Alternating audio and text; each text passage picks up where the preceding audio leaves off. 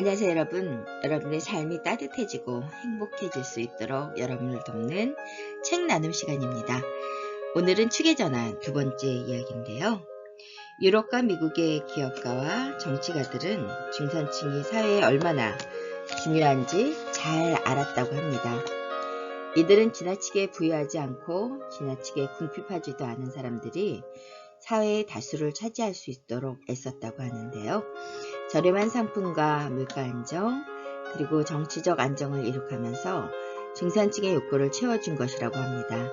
중산층은 시장 경제를 이끄는 동력이며 대부분의 경제활동이 소비재와 용역의 유통의 판매에 따라 이루어지기 때문에 어떤 선진국도 중산층이 소비하지 않으면 경제를 유지하기 어렵다고 합니다.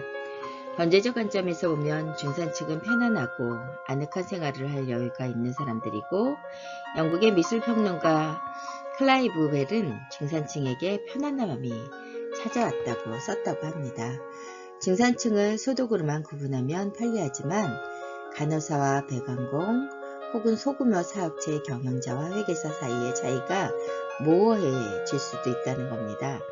이들은 모두 중산층에 속하지만 교육 수준과 경력은 크게 다를 수 있다고 하는데요.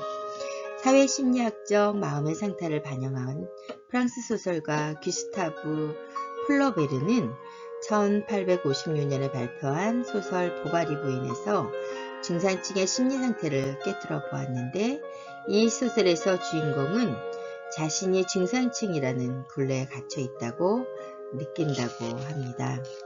중산층에 관해서라면 나도 잘한다. 사실 중산층처럼 스스로를 중산층이라고 내세우기 좋아하는 사람들도 없다. 그래서 중산층은 참 재미있는 것이다 라고 이야기했습니다. 중산층이 언제나 선량한 것은 아니고 지적은 귀담아 둘만한데요. 중산층과 노동자 계층이 중시하는 가치를 한마디로 정리하면 전자는 개인주의고 후자는 일종의 공동체주의라는 겁니다. 중산층 가정의 교육은 개인의 선택과 독립을 강조하고, 노동자 계층의 전통적인 관습은 결속과 상호 의존성에 집중하게 된다고 합니다.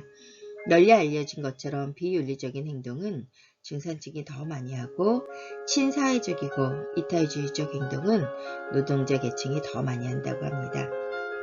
상류층은 하류층에 비해 운전 중에 교통규범을 위반하는 경우가 더 많고, 또한 비윤리적인 결정을 할 때가 많으며 다른 사람들의 소중한 물건을 탐내기도 하고, 협상 중에 거짓말을 하고 성공 확률을 높이기 위해 속임수도 마다하지 않는다고 합니다.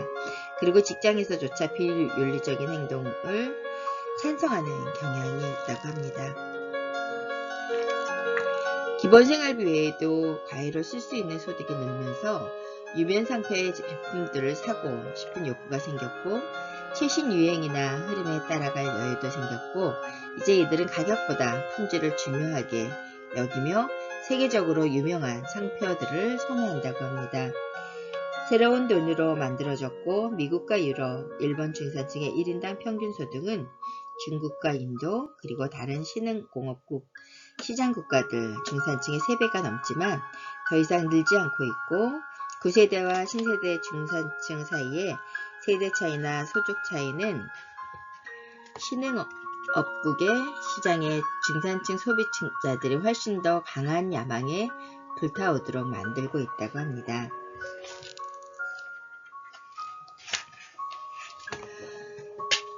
수년 동안 이 회사들은 관련 분야 투자자들의 관심을 끌었지만 대부분의 고객과 수익이 유럽과 미국에서 나오고 있고, 에어비앤비는 규모 확장에 어려움을 겪고 있으며, 스포티파이는 중국이나 인도에서 어느 정도 고객을 확보했는지 정확하게 밝히지 않고 있다고 합니다.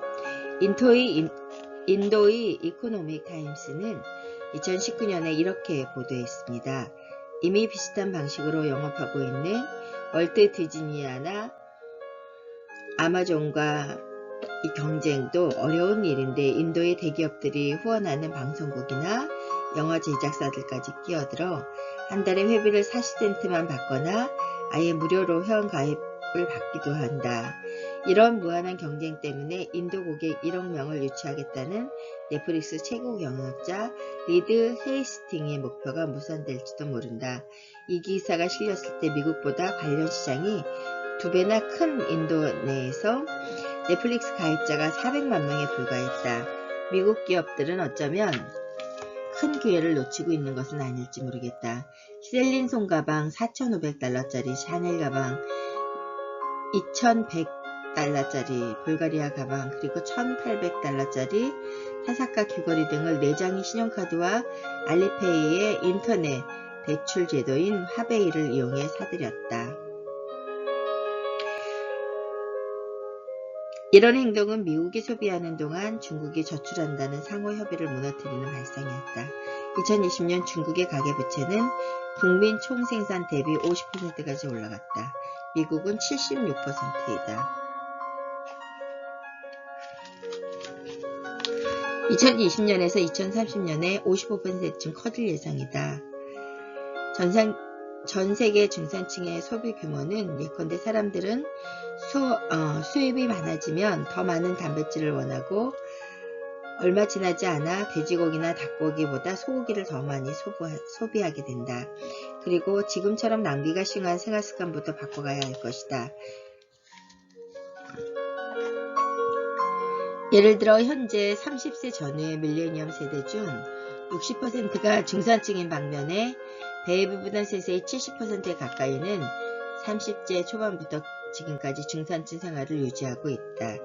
2030년이 되면 유럽과 미국에서는 중산층이 현저하게 줄어들고 양극화가 더 심해질 것이다. 아이들은 주로 가난한 가정 아니면 부자 가정에서만 태어나고 우리가 알고 있는 전통적인 중산층의 편안함을 누릴 수 있는 아이들은 얼마 되지 않을 것이다. 또 하나의 중요한 흐름은 미국과 유럽에서 60세 이상이 현재 중산층에서 차지하는 비중이 역사상 어느 때보다 크다는 것이다. 왜냐하면 그들은 대부분 좋은 직장에 다녔고 자녀들은 모두 독립했으며 돈도 저축할 여유가 있기 때문이다. 중산층 거주자들의 몰락함에 따라 찬란한 역사는 많이 퇴색되게 되고 곡물 저장 창고와 공장, 각종 운송 시설 및 방치된 사무용 건물들이 수십 년째 방치되어 있다. 이제 2018년 10월 2일로 가보자. 이날 아마존은 정규직과 임시직, 그 밖에 모든 미국 직원들에게 시간당 최소 15달러 이상을 지급하겠다고 발표했다. 영번 정주가 정한 최소임금의 2배가 넘는 금액이다. 1년 내내 25만 명 이상을 고용하며 연휴 기간에도 10만 명 정도를 추가로 고용하는 아마존은 그동안 열악한 근로 환경 때문에 공개적으로 비판을 받았었다. 아마존 최고 경영자 제프 베조스는 임금 인상을 통해 비판의 목소리에 귀 기울이겠으며 변화를 직접 주도하기로 결정했다. 과거의 헨리 포드처럼 최고 갑부 자리에 올라선 기업가가 자신의 상징적인 권력이 어느 정도인지 확인이라도 하듯 승부수를 던진 것이다. 심지어 의회에 아마존 금지법을 상정하기도 했던 버니 샌더스 상원의원조차 이 결정을 찬양하고 나섰다. 오늘만큼은 잘한 일이라고 칭찬하고 싶다. 그리고 베조스 회장이 정말 옳은 일을 하고 있다고 축하하고 싶다. 포드와 베조스가 내린 결단은 시대적 배경의 차이점은 유사점을 생각해보자. 1914년 실업률은 14%였고 2018년 4%에 불과했지만 기업과 노동자 모두가 극적인 기술적 변화를 겪고 있다는 점은 비슷하다.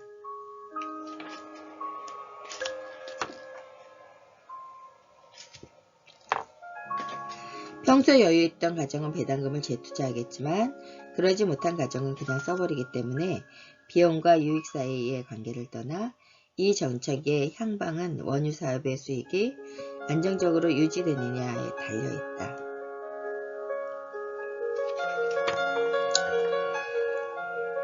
베키의 말이 이어진다. 왠지 사실처럼 생각되긴 하지만 영화 속의 장면은 세계 최고의 인구 통계학자 3사람이 진행한 연구로 드러난 실제 사례를 반영한 것이다. 1980년대 중반 릴 베일, 데이비드 블룸 그리고 퍼트리시아 크레이그는 미국의 백인과 아프리카계 사이의 결혼을 차이를 조사하기 시작했다. 윌륨은 하버드 대학교의 경제학자로 지금도 교수로 일하고 있고 베넷은 예일 대학교 사회학자였으며 크레이그는 대학원생이었다. 그는 1989년 닐 베넷의 연구조수로 이 작업에 참여했다. 1986년 미국 코네티컷 스탠퍼드에서는 발행하는 지역신문 에드버킷의 한 기자가 발렌타인데이의 시를 기사거리를 찾고 있었다. 그 기자는 당시 40의 대졸 여성이 나이 30이 넘어 결혼할 확률은 20%이며 40이 되면 10% 이하로 떨어진다고 언급했던 베넷에게 연락을 했다. 그리고 작성된 기사는 에드버킷 일면을 장식했고 미국 연합통신사 AP가 이 기사를 발췌해 나이 든 여성일수록 결혼하기 어려워라는 제목으로 미국 전역에 보도되었다.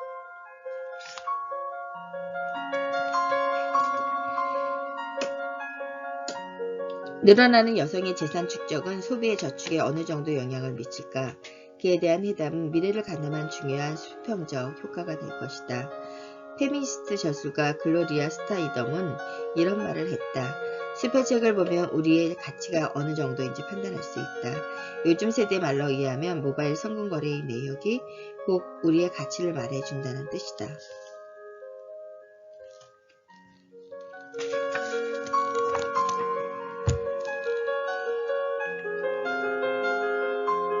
미국 몬타리아 미줄라에 사는 사디 마리 그로프는 세 아이 중 마지를 20살 때 낳았다.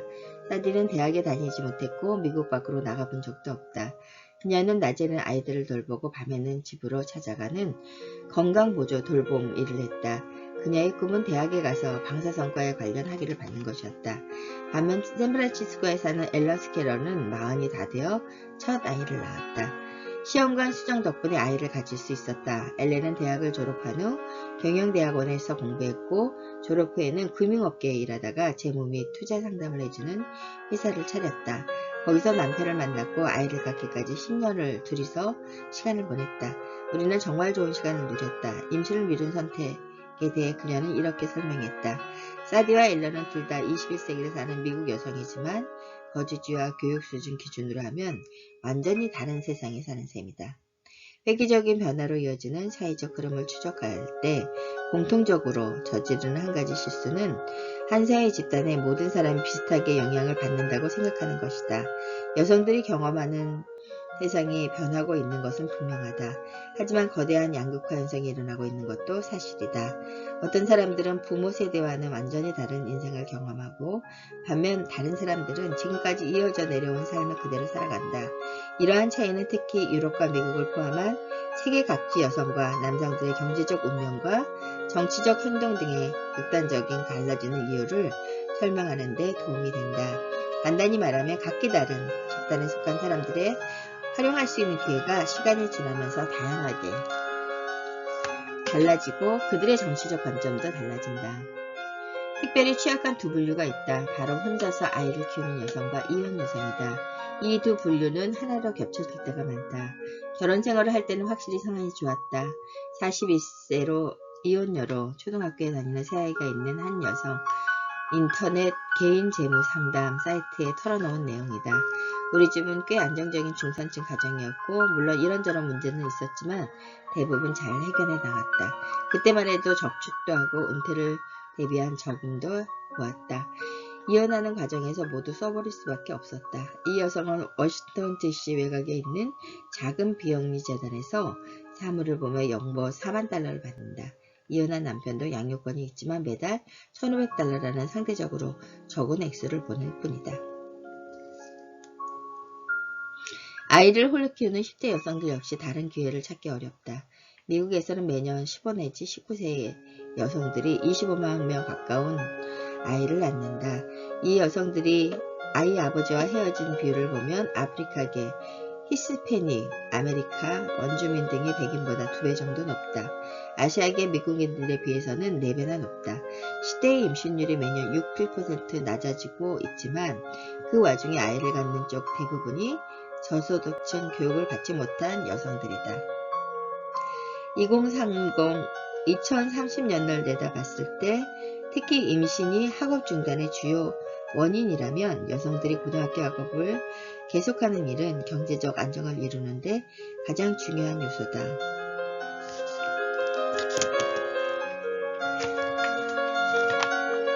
런던 경영대학교 교수 폴 돌라는 미국인들의 행복에 관한 자료를 바탕으로 이렇게 설명했다. 우리는 사람들의 인생을 시간에 따라 추적하면서 좋은 자료들을 얻곤 한다. 이제는 뭔가 다른 말을 해야 할 것 같다. 당신이 남성이라면 결혼하는 게 좋을 것이다. 여성이라면 결혼에 신경 쓰지 마라. 2030년까지 낮은 출생률과 더 높은 교육 수준이라는 추세가 계속 이어진다면 아이 없는 여성, 홀몸으로 아이를 키우는 여성, 기혼 여성, 이혼 여성이라는 네 부류의 여성들 간 차이점은 더욱 공고해질 것이다. 또한 각각의 집단 안에서도 재정적인 안정을 누리는 사람이 있는 반면 어려움을 겪는 사람도 나타날 것이다. 15세는 20세 여성에 비해 출산 중 사망할 확률이 5배나 높다. 어렸을 때 지금의 남편에게 떠맡겼고 너무 어릴 때라 심지어 그때가 언제였는지도 기억나지 않는다.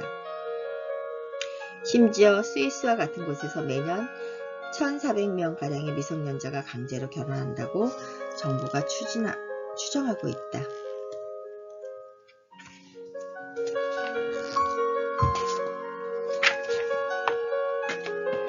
내가 과연 성공했는지 잘 모르겠다. 수많은 주목을 받기는 했지만 사실 세간에서 말하는 성공이 어떤 의미인지 모르겠다. 자존심에 상처가 되는 이야기들은 사방에서 들려왔다. 1970년대는 다 그랬다. 여성은 무엇이든지 할 수 있다고 외치던 시절이었다. 여성들을 겨냥한 담배회사 광고도 비슷한 어조였다. 테리의 남편은 내과 의사여서 남편의 수입만으로도 가족은 중상류층 이상의 생활을 할 수 있었다. 여성들의 경우 일단 경력이 단절되면 수입 문제가 생긴다.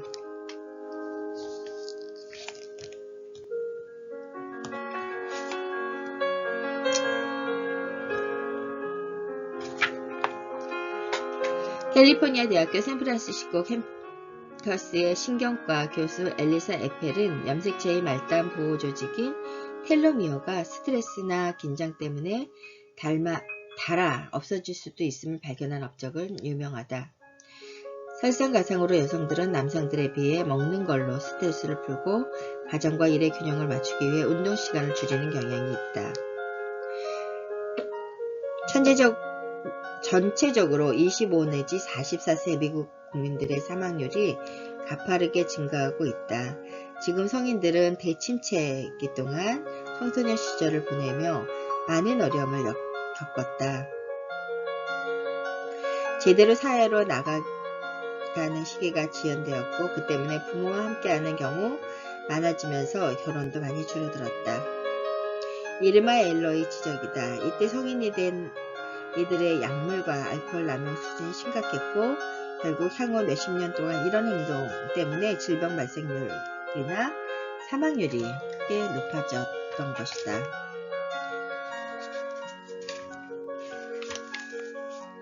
페이스북은 운영 담당 책임자이자 유명 저술가인 세릴 샌드버그는 이렇게 이야기했다. 어린 아이가 정말 기가 세거나 독단적이겠는가. 그 아이는 그저 일찌감치 지도자가 될 자질을 가질 뿐이다. 2030년에 가까워지면 여성 지도자들을 대하는 태도가 빠르게 변하고 될 것이다. 켈런의 이론은 결혼 시장의 역학관계를 설명하는 데 도움이 된다. 1940년대로 돌아가 보면 당시 미국 여성들은 직업이나 일업과 관련해 지나치게 야심을 갖지 말라는 말을 들었다. 경고하건대 당신이 사랑하는 남자보다 더 똑똑해 보이지 않도록 주의해라. 당시 유행하던 자기계발서의 한 구절이다. 그냥 똑부러진다는 느낌을 주는 것까지는 상관이 없다. 그렇지만 정말로 똑똑해지거나 남자보다 더 똑똑해 보이는 건 절대 안 된다. 하지만 곧 전쟁이 일어나 남성들의 숫자가 크게 줄어들자 이런 조언은 잠시 효력을 잃었다. 여성의 기회와 자유가 갑자기 변화했을 때 성별에 따른 고정관념이 어떻게 변하는지 살펴보자. 사우디아라비아의 여성들은 2018년이 되어서야 처음으로 운전을 허가받았다. 나이 64세의 손자와 손녀 무려 16명을 둔 여성이 운전할 수 있는 권리를 주장해온 활동가였던 사라 나시 F는 머스탱 컨버터블 스포츠카를 골랐다. 이 차가 그녀의 꿈이었다.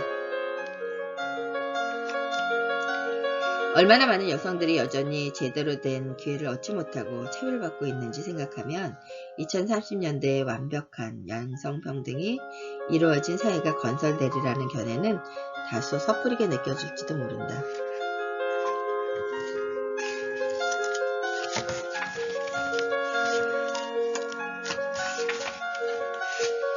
재산이 쌓일수록 부자들은 기능과 구조를 더 발전시키고 그 부자들 사이에서도 다시 차별이 만들어진다. 태어나면서부터 그렇게 부자나 최고 부자들 주변에서만 자라고 머무는 사람들은 태어나면서부터 가난한 사회적 약자들과는 완전히 동떨어진 삶을 살게 된다. 작은 마을에 모여 사는 사람들은 디지털 기술로 어플리케이션에 접속할 수 있더라도 얼굴을 맞대고 접촉하는 쪽을 선호한다. 도시 이외의 지역에 거주하는 주민의 비율은 사하라 사막 이남 지역의 59%였고 인도는 65%였다. 이 비율은 사람들이 도시로 이주하면서 빠르게 줄고 있지만 미국의 17%는 여전히 비하면 높다. 능력이 있는 경영자에게 필요한 것은 단순한 몇 가지 일을 꾸준히 하는 능력이다. 우리 모두가 할 수 있는 작은 행동의 변화가 모이면 기후변화를 늦추고 다음 세대를 위해 환경을 보존하는 등의 큰 일을 이룰 수 있다.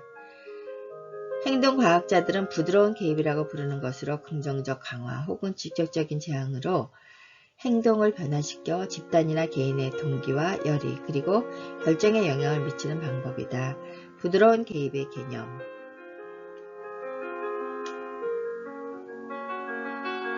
영국의 과학자 DJ 스튜어트가 1999년 발표한 아인슈타인 마그리트를 만나다라는 논문에서 처음 등장했다. 자의주의적 개입이라고 부르고 부드러운 개입을 하려면 상대가 부담을 느끼지 않아야 한다. 이런 개입은 지시가 아니다. 신선한 과일을 사람의 시선에 닿는 곳에 슬쩍 놓아두는 것이 바로 부드러운 개입이다. 강제로 인스턴트 식품 같은 것을 못 먹게 하는 것은 부드러운 개입이 아니다. 예를 들어 난방기의 온도 조절 장치에 집을 따뜻하게 만드는 데 드는 비용이 표시되면 어떨까? 실제로 난방기 청구서에 이웃들의 평균 난방비가 함께 쓰여 있으면 에너지 낭비를 줄이는 데 도움이 된다고 알려져 있다. 각 도시들은 경쟁이라도 하듯 이 전문가들을 불러 모은다. 그러면 이 창조적인 변화를 주도하는 전문가들이 온갖 종류의 사업체들을 불러들여 일종의 선순환이 이루어진다. 무엇보다 중요한 건 많은 도시가 이 과정에서 혁신의 중심이 된다는 사실이다. 생존 가치에서 자기 표현의 가치로 변하는 사회의 진화 과정과 들어맞는다. 이런 진화 과정을 제시한 인물은 미시간 대학교의 정치학자이며 세계 가치관 조사를 주의하고 있는 로널드 잉글하트다. 사회가 문화적 가치와 규범에만 치중하지는 않지만 사람들은 시간이 지날수록 세속화, 합리성, 자기표현, 그리고 탈물질주의, 만능주의에 관한 가치를 점점 더 따르고 이혼과 낙태, 안락사, 자살, 그리고 여러 성 정체성과 양성평등의 가치를 폭넓게 받아들이게 된다. 기술의 제품의 개념, 제작 방식, 판매 방식, 사용자, 그리고 사용 방식 중 어느 한 가지 이상을 바꿈으로써 현재의 상황을 무너뜨린다. 스탠더드 앤드 푸어스 기준 500대 기업의 평균 수명은 지난 반세기 동안 60년에서 10년 가까이로 줄어들었다. 2030년이 되면 기술 변화를 통해 공장과 사무실, 병원, 학교, 가정, 그리고 모든 사회 기반에 수십억 개에 달리는 컴퓨터와 감지장치, 로봇 기술이 투입되는 세상이 열릴 것이다. 제조업에는 사상 최초로 인간의 두뇌보다 많은 컴퓨터가 인간의 눈보다 많은 감지장치, 그리고 인간의 노동력보다 많은 로봇이 투입될 것이다. 우리는 캄브리아가 대폭발에 가까운 기술적 변화의 시대를 통과하고 있다. 캄브리아가 대폭발은 5억 4,100년 전에 일어났던 1300만 2000에서 2500만 년 정도 지속되었다. 이 시기에 육지와 해양 생태계가 자리를 잡으며 수많은 새로운 생물종이 출현했다. 자기 신이 안전하다고 느끼면 망상은 저절로 줄어든다. 환자들은 한 차례 치료만으로도 빠르게 회복된다고 한다. 두 연구자는 이렇게 지적했다. 가상현실은 오락거리에만 적용되는 것이 아니다. 미래에는 정신보건 분야에서 가상현실이 진단과 치료의 핵심적인 역할을 할 가능성이 크다. 2030년이 되면 우리는 계절에 따라 옷을 갈아입을 필요가 없을지도 모른다. 똑같은 옷 한 벌로 추울 때는 따뜻하게, 더울 때는 따뜻하게 보낼 수 있는 것이다. 외부의 온도에 반응해 옷 색깔까지 바꿀 수 있을지도 모른다. MIT 자체 조립연구소에서는 날씨에 상관없이 옷 한 벌로 충분한 상황은 더 이상 꿈이 아니라고 주장한다.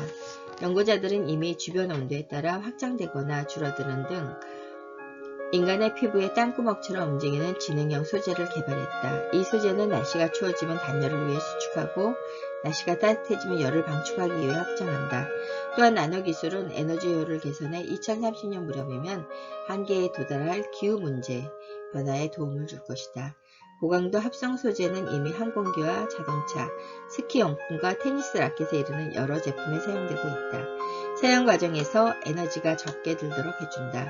건축업계는 내구성이 더 강하고 에너지도 절약되는 소재들을 사용함으로써 많은 변화를 겪을 것이다. 나노기술은 친환경 건축으로 가는 중요한 전략이다.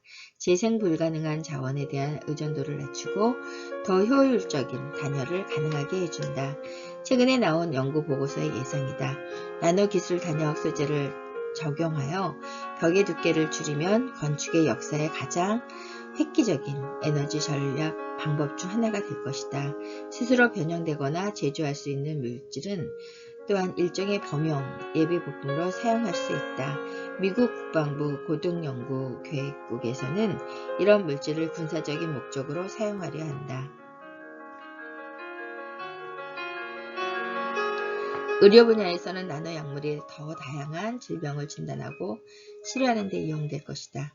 2018년 국립암연구재단은 극도로 정밀하게 암세포를 직접 치료제를 투입하는 새로운 방법의 가능성에 관해 발표했다.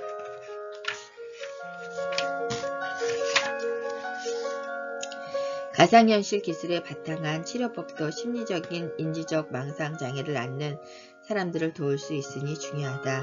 나노기술은 환경에 치명적인 일부 소재로부터 우리를 자유롭게 만들어주며 3D 인쇄술은 자원을 적게 낭비해준다. 그렇지만 이 기술들이 일자리를 없애거나 우리의 사생활을 노출시키거나 혹은 가짜뉴스 확산 등을 부추기면 미래는 오히려 위력해질 수 있다. 바람이 전혀 없는 날에도 풍력 발전기의 효율을 높일 수 있고 처음에 물레 정도에만 사용하던 바퀴 기술이 에너지의 부족과 환경에 의한 의식이 높아진 시대에 발맞춰 새로운 흐름에 부응할 일은 바퀴를 재창조해내는 적용 방법을 다시 찾아낸 좋은 사례다. 기술은 사회나 경제 분야에서 진행되고 있는 흐름과 잘 맞아떨어질 때 수용되고 널리 퍼질 수 있다. 성장과 접근을 용이하게 해주는 새로운 기술은 언제든 사람들의 환영을 받는다.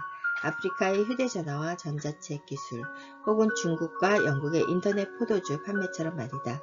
세상을 그야말로 완전히 바꾸고 싶다면 기술적 혁신은 반드시 거대한 인구 통계학적 혹은 경제 흐름과 궤를 같이 해야 한다. 수위가 없는 세상을 상상해보라. 그럴 수 있을지 모르겠지만 욕심을 부릴 일도 배고플 이유도 없는 세상 한 형제처럼 모든 사람들이 함께 나누며 사는 세상을 상상해보라. 직종과 업무에 상관없이 6시간 이내에 필요한 사람을 책임지고 소개할 수 있으며 우버와 협약하여 하루 만에 필요한 인원을 현장에 투입할 수 있다는 광고를 실었다. 2030년이 되면 주택과 자동차, 일자리를 포함해 우리가 공유할 수 있는 것들이 가지수가 끝없이 늘어날 것이다. 조만간 닥쳐올 공유경제의 규모와 영향에 대한 예측은 제각각이다. 브루킹스 연구소는 2025년이 되면 지금의 20배 이상 규모가 커질 것이라고 예측했다. 기업 컨설팅을 하는 다국적 기업 프라이스 워터하우스 쿠퍼는 특히 크라우드펀딩, 숙박권 모집, 개인들이 직접 거래하는 숙박시설 제공, 차량 경우, 그리고 디지털 파일을 음원과 영화 제공 등 가장 크게 성장할 거라고 예측했다. 에어비앤은 2007년 10월에 시작되었다. 첫 고객이 머문 곳은 샌프란시스코 사우스 오브 마켓 지구의 한 연립주택이었다. 현재 에어비앤비에는 191개국 6,500개가 넘는 도시, 마을, 교회, 지역 400만여 곳이 등록되어 있고 기업 가치는 400억 달러에 달한다. 우버와 에어비앤비를 다룬 책 업스타트를 써서 유명해진 브래드 스톤은 이렇게 지적했다. 위대한 기업을 세우고 싶다면 시대를 관통하는 진짜 흐름에 올라타야 한다. 또한 다른 사람들과 다르게 시장과 기술의 흐름을 바라보고 빨리 알아차릴 수 있는 역량도 갖추고 있어야 한다. 이동통신 기술의 여행과 체험에 대한 새로운 세대의 변화와 가치관이 합쳐지면 거대한 시장의 변화를 이끌 수 있다. 사용자와 공급자를 이어주는 에어비앤비는 젊은 여행자들과 나이든 집주인들을 하나로 묶어주었다. 에어비앤비의 가치 제한은 친밀함을 체험할 수 있다는 장점에서 바탕한다. 에어비앤비의 성공을 이끈 핵심은 우리가 감정 없는 사물이 아닌 하나의 공동체라는 사실이다. 에어비앤비의 최고 경영자 겸 공동 창업자인 브라이언 체키스의 말이다. 나는 그저 쉬기 위해서가 아니라 새롭고 흥미로운 경험을 해보기 위한 여행을 한다. 뉴욕에서는 23살의 리버 테트리는 이렇게 이야기했다. 나로서는 낯선 장소로 가서 하나가 되고 새로운 것을 배우며 그 지역 사람들과 친구가 되어 다시 한번 그것을 방문하고 공동체를 만드는 일이 훨씬 가치 있다. 이런 모습이야말로 우리의 오래된 습관과 경제를 변화시키고 있는 수평적 사고의 대표적 사례다. 내가 속한 세대는 이제 나만의 문화에서 우리의 문화로 옮겨가고 있다. 무엇을 나눌 수 있을까의 저자 레이첼 보츠먼의 말이다. 모든 것이 연결된 시대에 공유를 위한 필요한 건 스마트폰이라는 것이다. 지난 2016년 밀레니얼 세대 기업인 캐런 마이어는 이렇게 주장했다. 불과 10년 사이에 자기 주택을 마련한다는 미국 사람들의 보편적인 꿈은 그 빛을 많이 잃고 말았다. 그 대신 오랫동안 임시 방편일 뿐이라고 생각했던 임대가 미국 사람들의 새로운 선택으로 조용히 떠오르고 있다. 밀레니엄 세대들은 점점 더 많이 가정과 직장과 휴식의 경계선을 허물고 있다. 시간과 돈을 절약하고 새로운 친구들을 만나기 위해 서로의 공간을 공유하는 것이다. 포브스는 이런 현상을 일컬어 비소유권이라고 부르기도 했다. 과거에는 집 한 채의 집이 차가 2대 혹은 서너 대가 있어 신분의 상징이었지만 많은 밀레니엄 세대들은 차 한 대 이하이면 우버, 리프트, 그리고 카고 등의 공유 차량을 이용하는 쪽이 더 멋지고 의식 있다고 본다. 저명한 저술가이자 미래학자인 버나드 마의 주장이다. 외국의 밀레니엄 세대는 자동차를 갖는 일뿐만 아니라 운전면허 취득까지 꺼려서 많은 사람들을 놀라게 했다. 1984년도만 해도 20 내지 24살 미국인들 92%가 운전면허를 취득했지만 2015년도에는 77%로 줄어들었다. 그렇지만 최근 이민자 가정은 자녀를 많이 가지려 하기 때문에 15세에서 35세 인구 구성은 인종적, 언어적, 으로 다양해지고 있다. 전 세계적인 조사에 따르면 연령대에 상관없이 모든 성인의 3분의 2 이상은 자신의 집과 자동차를 스마트폰을 공유 어플리케이션에 올려놓고 싶어한다. 신흥 공업국 시장일수록 그 비율은 높은데 공유경제가 계속 발전하는 데 좋은 징조다. 공유경제는 기본적으로 소비를 진작하며 여기에 편리함과 저렴한 비용을 더하여 소비자들을 더욱 끌어들인다. 그렇지만 동시에 숙박업소와 운수업 같은 전통적인 산업의 생계를 의지하는 개인과 기업에 커다란 어려움을 안겨줄 것이다. 이 산업들은 지금 변화라는 커다란 풍랑을 맞이하고 있는 것이다. 공유경제의 성장 가능성을 생각할 때 이 장에서 살펴본 세대 사이의 역학관계에 주목해야 한다. 예를 들어 에어비앤비는 60대 이상의 참여가 빠르게 늘고 있다. 또한 우버와 리프트 같은 차량 경우 사업에서도 운전자와 승객 모두에게 비슷한 경향을 발견할 수 있다. 공유경제 사업을 시작한 사람들의 성공은 우연이 아니다. 그들은 밀레니엄 세대와 노년층을 하나의 사업 안에서 엮어내는 날카로운 수평적 사고의 감정을 발휘했다. 사법제도의 많은 부분도 사유재산을 보호하는 문제를 다룬다. 역사적으로 수많은 유명 저술가와 사회운동가들이 재산 소유의 주체와 형태에 관해 박을 벌였다. 카를 마르크스를 모르는 사람이 있을까? 수많은 혁명적 사상과 선언이 사유재산 제도를 폐지해야 모든 사회적 문제를 해결할 수 있다고 부르짖었다.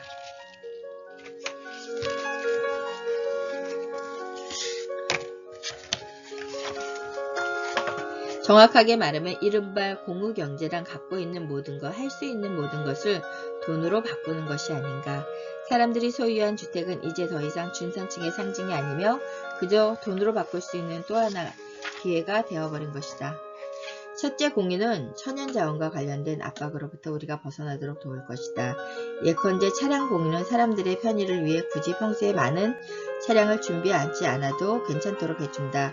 미국 국민들의 평균적으로 일주일 동안 자기 차를 이용하는 시간은 전체의 6 내지 7%에 불과하다. 따라서 차량을 공유하면 기존의 자원을 더 효율적으로 이용할 수 있다. 둘째, 일반 사람들도 자신들의 삶의 가치를 더해주기 때문에 공유경제에 기꺼이 참여하는 듯하다. 우버의 택시 사업인 우버X, 미국 4대 도시에서 영업한 사례, 4,800만 건의 자료를 분석한 괴짜 경제학의 공동저자 스티브 레빗과 그의 동료들은 소비자들이 우버 덕분에 우버 택시 이용 비용보다 1.6배 많은 관련의 부수익을 얻었다고 주장했다. 4대 도시에서만 하루에 1,800만 달러의 이익이 발생했다. 어느 날 우버가 예고 없이 갑자기 사라지면 소비자들은 그만큼 손해를 볼 것이다. 마지막에 셋째이자 가장 중요한 주장은 다음과 같다. 공유지의 비극이 사람들의 공유 자원에 무임승차할 때마다 일어나는 필연적인 결과라는 주장은 결코 사실이 아니다. 저명 정치학자이자 최초의 여성 노벨 경제학상 수상자인 엘리너 오스트롬은 수많은 미국 국민처럼 제2차 세계대전 동안 어머니와 둘이서 이른바 승리를 위한 텃밭을 읽었다는 주변에 남은 땅에 푸성기를 심어 식량량을 이겨내자는 전시의 정책 때문에 있다. 당시에 경험한 오스트롬은 특정한 상황에서라면 사람들의 공동의 유익을 위해 힘을 합친다고 생각했다. 모든 것을 공유하는 세상에서 자동차 공유, 옷 바꿔 입기, 아이 함께 돌보기, 음식 나눠 먹기, 공동 주거 등이 삶을 더 재미있고 더 친환경적으로 그리고 더 마음 편하게 만들어준다. 인터넷 잡지 쉐어러블은 이렇게 설명했다. 우리가 나누기 시작하면 더 나은 삶이 가능해질 뿐더러 더 나은 세상을 만드는 일도 가능해진다. 사이언티픽 아메리카는 나눔이 곧 관심의 시작이라고 제안했다. 세이러블은 설명과 일맥상통한다는 이야기이다. 2030년이 되면 개인들이 소유하는 차의 상당수가 공유경제에 이용된다 해도 사회가 더 나아질 것은 확실하지 않다. 예를 들어 차의 가치가 더 빠르게 떨어지고 그리고 특히 새로운 차들이 시장에 쏟아져 나오면 기존의 수많은 차들을 어떻게 재활용하거나 처분해야 할지 구체적으로 생각할 필요가 있다. 우리는 결혼과 자녀, 나이듦, 제조업, 일자리, 부동산 담보대출, 도시, 그리고 개인용 컴퓨터 등의 개념을 앞으로도 당연하게 받아들일 수 있을까? 그렇다면 인류의 가장 중요한 제도 중 하나인 화폐제도는 어떻게 될까?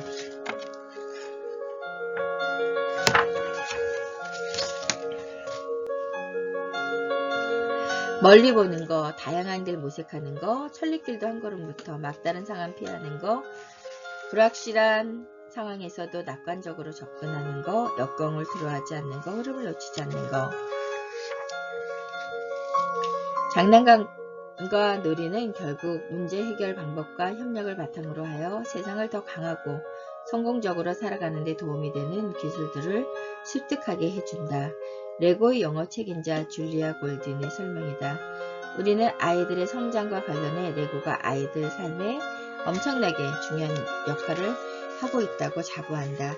쉴 새 없이 흔들리고 있는 혼란한 세상 속에서 뭔가 해내고 싶다면 자신이 바로 지금 하는 일에 여러 측면의 관심을 기울여야 한다. 레고는 대중의 참여를 통해 기업의 문제를 해결하는 방식을 변형하고 적용하고 핵심 고객들의 직접 자신들의 요구사항과 필요를 정의할 수 있는 권한을 부여했다. 2030년을 맞이하면서 수많은 새로운 발상에 마음을 열어야 한다. 기존의 믿음이나 행동 방식을 보수하면서 지속적으로 증가하는 기대 수명과 인구 노령화 그리고 인공지능의 영향력을 살피는 데 도움을 얻겠다는 생각은 아니하다. 이 세상을 움직이는 요소가 엄청나게 많다는 사실을 감안하면 이미 입증된 생각은 사실 시대에 뒤떨어진 생각이라는 뜻이다. 따라서 새로운 기술들이 끊임없이 등장하는 시대에는 직업과 퇴직 혹은 장래 문화에 대한 새로운 관점 등이 언제든지 받아들일 필요가 있다. 잡스는 빠르게 변화하는 상황을 헤쳐나가는 가장 좋은 방법은 모동 행동에 관한 계획을 미리 세우는 것이 아니라 지난 상황에 따라 개선 방법을 찾는데 주목하는 것이라는 사실을 잘 알았다. 애플이나 잡스의 접근 방식은 언제 그리고 어느 지점에서 실수했는지 깨닫고 받아들이지 않으면 효과가 없다. 현실에 어울리지 않는 의견들도 늘 주의하면서 진지하게 받아들이고 그에 따라 나아가고자 하는 방향을 바꾼다. 이른바 앞의 결과들을 조금씩 개선하는 방식이다. 그 과정에서 새로운 정보가 있으면 기꺼이 흡수하여 받아들여야 한다. 우리는 부정적인 결과를 마주하면 과거의 결정을 수정하지 않고 자기 합리화를 하며 계속 부정적인 결과만 나오기를 고집하는 경향이 있다.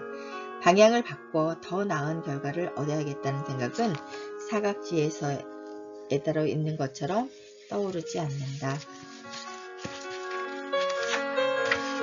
2030년이 다가오지만 무조건 버티면 효과가 있을 거라는 생각은 버려라. 거대한 변화에는 완고한 고집이 아니라 점진적인 수정과 적응이 필요하다. 제한된 장소나 앞이 전혀 보이지 않는 곳에서 하는 숨바꼭질은 급변하는 경제 여건 속에서 어찌할 바를 모르고 두려움만 느끼는 수많은 사람이 빠진 상황과 비슷하다. 더군다나 두려움을 주는 상대의 정체는 알 수 없다. 나이 많은 사람들에게 쫓기며 겁에 질린 5살 아이의 처지를 생각해보자. 아이는 어느 방 안으로 들어가 옷장이랑 머리를 들이밀고 그 안에서 숨는다. 하지만 아이는 곧 발견되어 나이 든 아이들로부터 간지럼 태우기나 무자비한 공격을 받는다. 그래도 도망칠 수 있는 선택의 여지 같은 건 없다. 탈출할 곳이 없는 막다른 골목으로 내딛는 것 같은 결정은 하지 마라. 수평적 이동을 가로막는 일은 해서는 안 된다. 되돌릴 수 없거나 되돌리는 과정에서 많은 피해가 발생하리라고 예상되는 결정은 하지 마라. 선택의 여지를 열어두는 일은 경제 상황이 불확실할 때 리얼 옵션을 확보하는 일과 비슷하다. 경제가 불확실할수록 리얼 옵션의 가치는 올라온다. 이 전략은 아무것도 하지 않는 것과 위험 속으로 몸을 던지는 것 같은 극단적인 선택 사이에 다른 선택의 여지가 있음을 깨닫고 양자택일이라는 어려운 상황을 극복하자는 의미다. 선택의 여지를 열어두면 불확실성이 커질 가능성이 있지만 행동의 제약도 줄어든다. 사람들은 이익을 보는 것보다 손실을 피하는 쪽을 선호하는 경향이 있다는 사실을 기억하자.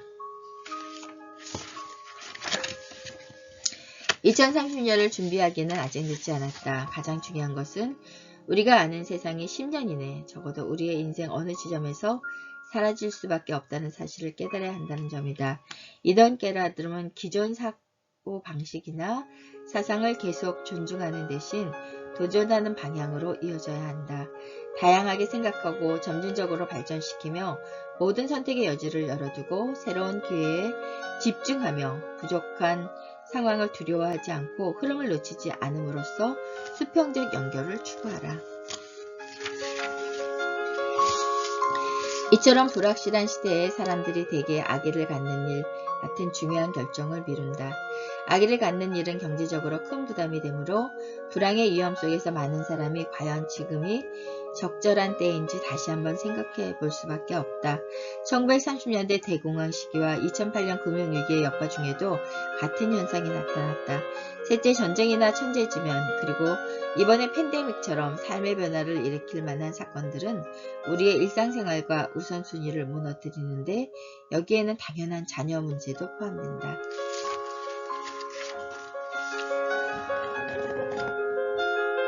2030년 무렵이 되면 지금보다 훨씬 많은 사람들이 도시에 살 것이다. 또한 격리생활은 몇 가지 새로운 흐름들을 더 심화시킬 것이다. 온라인 장보기가 급증하자 아마존은 채용 인원은 물론 모든 창고 근무 직원에 대한 초과 근무 수당도 크게 늘렸다. 재택근무는 또 어떤가? 벌써 수많은 사람이 줌이나 왓츠앱 같은 다양한 통신 및 화상 연결 프로그램과 장치 등으로 사회적 연결망을 유지하고 일하고 있지 않은가.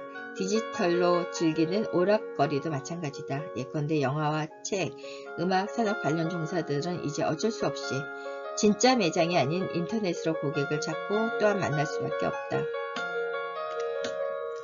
이 모든 새로운 흐름에 코로나 바이러스가 위협하는 상황에서 강화되고 적응하는 모습이 우리 눈앞에서 매일 펼쳐지고 있다. 출생률 저하와 각 세대 사이의 새로운 역학관계, 그리고 새로운 기술 같은 흐름과 경향들이 팬데믹 때문에 오히려 강화되고 가속화되고 있다. 우리는 정말 중요한 문제의 핵심을 돌아봐야 한다. 코로나19처럼 예상치 못한 위기들을 통해 닥쳐오는 변화들에 잘 적응할 수 있을까? 아니면 반대로 무너져 내릴까? 내가 이 책에서 주장했듯이 그런 변화나 흐름들이 남은 10년 동안 거스를 수 없는 대세가 되어 우리의 삶을 바꿀 것이기 때문이다.